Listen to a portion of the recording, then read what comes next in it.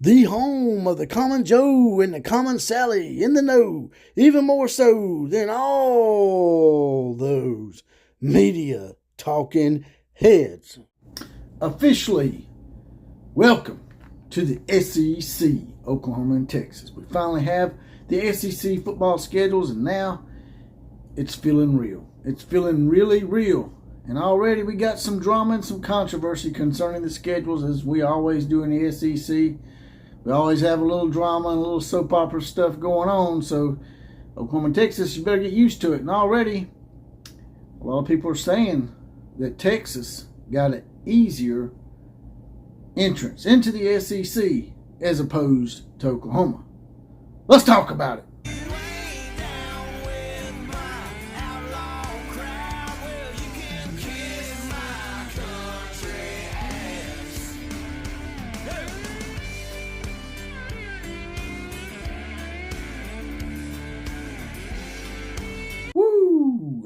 Welcome to the jungle. We have fun and games. That's right. That's the song of the day. Welcome to the jungle by Guns N' Roses. Haven't done that in a while, but I think it fits for Oklahoma and Texas. Welcome to the SEC jungle. And already we got a little friction and controversy concerning these two teams, especially in how the scheduling panned out in the Oklahoma Sooner fans' estimation. But before we get to all that, the Outlaw Posse is now up to a Sweet 16, as I mentioned in the live stream last night. Go back and check that out if you want to. If you want to join the Outlaw Posse and push us on up to that top 20, and that way I can start kicking in some more perks, then just hit that little join button next to the subscribe button. It ain't but $2.99 a month, 75 cents a week. We'll get you saddled up and get you riding on in, get you deputized and get you a badge, and you'll be ready. This is the Outlaw of College Football. I can be located on Twitter at OCF Productions and on Facebook under Jesse Paul Clark, spelled Jesse without the I.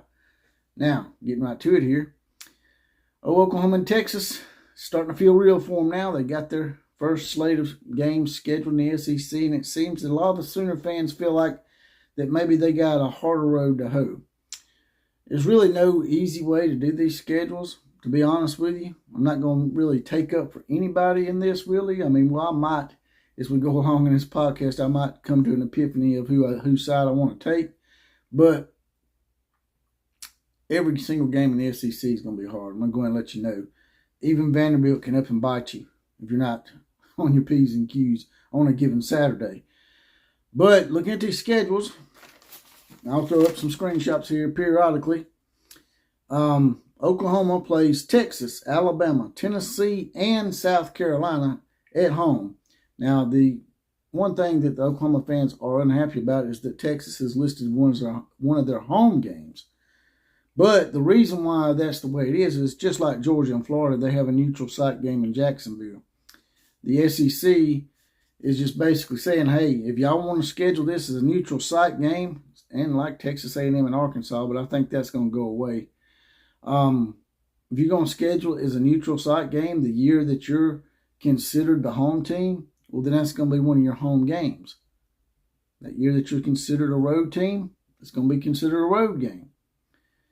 So basically, if y'all want to actually have that extra home game on campus, then you're probably going to have to do away with the neutral site thing. And I know that's blasphemy to a lot of Texas and Oklahoma fans. But back in the day, it used to be considered blasphemy too when the Iron Bowl was played in Birmingham. But they went away with that in the late 80s, early 90s. So, sort of a sacrifice you have to make in order to keep some of your traditions in place. And we all know the Red River Rivalry being played in Dallas with the State Fair and all that is a big, huge traditional thing in college football. So the odds of that going away are pretty minute, in my opinion. Of course, it might. I've seen that things before that surprised me. There is rumors that the Georgia-Florida game is going to go to campus games pretty soon as well because they feel a little slighted as well. Now let's look at Oklahoma's away slate is LSU, Auburn, Ole Miss, and Missouri. Now let's look at Texas and compare theirs. They got Mississippi State, Florida, Georgia, and Kentucky coming to Austin. Then they have to play road games at Oklahoma. Once again, we already went over that. Texas A&M, Arkansas, and Vanderbilt. So, I mean, looking at it from just first glance, it does look like Texas may have got a little bit of a break in their schedule in their first year. It looks like their first year they may be able to ease in a little bit better and not catch as many lumps. But there is a caveat that a lot of Oklahoma fans may be forgetting about. That is, Oklahoma dropped Georgia, as you know, from their non-conference schedule because now they're conference opponents. And they still have yet to replace Georgia for 2024. And their non-conference slate is pretty doable. They're playing Temple and Tulane so far, but they've got to get some more non-conference teams, from what I'm understanding, to replace that Georgia game, which they have not done yet. And when you try to schedule a non-conference game that close, usually you're not going to get a very good opponent. I could probably see Oklahoma bringing Army back in, or somebody like that, or a Bowling Green, or somebody from the MAC like Georgia had to do with Ball State. So it wasn't really Oklahoma and Georgia's fault, but at the same time, Texas's non-conference schedule is pretty thick. And the fact that they play Colorado State, Michigan, UTSA, that's Texas San Antonio, and Louisiana Monroe. Now, a couple of them games look sort of easy. Colorado State, you never know what you're going to get with Colorado State. Some years they're great, some years they're not. ULM, that's going to be a gimme. But they go to Michigan, and we all know Texas San Antonio is no joke. Once upon a time, they maybe have considered one of those hyphenated schools that you could consider a homecoming opponent. But you don't want to consider UTSA a homecoming opponent, because if you do, they might just give you a loss on homecoming. So, to me, it evens out a little bit. So according to who Oklahoma picks up, like I said, it's going to be hard for them to find somebody at this late juncture and this close to the 2024 season. So Oklahoma's non-conference schedule may even this out a little bit in the fact that they don't really play anybody that hard. Now, people might say, well, Tulane went to the Cotton Bowl and beat USC. That is true. But most years, let's be honest here, most years Tulane is what? Most years Tulane is probably 6-6 at best. Most years. So it evens out a little bit, but I can see your point. But Texas does have to play Florida and Georgia. But they do get them in Austin. But just think about this as well. In 2024 and then 2025, they may have to go to Georgia and Florida back to back. Who knows where they're going to put them on the schedule. So I think it evens out a little bit, especially with the non-conference schedule of Oklahoma not being as tough as Texas's non-conference schedule. It's just, like I said, it's just according to who they pick up. And as I look at it a little bit more, it does look like Texas probably did get more of a break in their first year than Oklahoma. And the main concern that a lot of people have, not just Oklahoma, but some of the other SEC people, is that maybe Texas is throwing their weight around somewhere behind closed doors. Now, if that's the case, going forward, as Texas stays in this conference longer, and we may have some issues that need to be addressed, because you're not going to come in here and do that. I mean, I like a lot of my Texas people out there that watch this channel, but that's not going to go on in the SEC. And if it does, it's not going to go on for long, and there's going to be some issues going forward. With that being said, Oklahoma takes solace in the fact that at least you don't have Alabama's schedule. And I'm not saying that because I'm an Alabama fan, but look at Alabama's schedule. They play Georgia, Auburn, Missouri, and South Carolina at home. Then they have to go to LSU, to Oklahoma, to Tennessee, and to Vanderbilt. But on top of that, Alabama also has to play Wisconsin in Madison on the road. And most years, Wisconsin's a pretty good team. Now, they had an off year, I think, last year, but for the most part, Wisconsin is a pretty good team. They've been to the Rose Bowl a few times here recently, I think. They also play South Florida, who's hit or miss.